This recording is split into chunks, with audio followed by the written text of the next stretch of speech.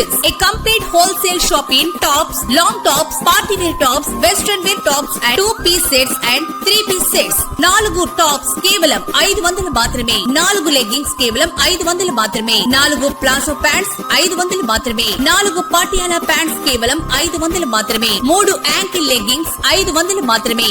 4 చున్నీలు 100 రూపాయలు మాత్రమే. విచ్చేయండి సిరి collections, లంకోజుపల్లి road, 10 రూపాయల షాప్ దగ్గర, పూసల చెన్నయ్య బిల్డింగ్, దర్శి.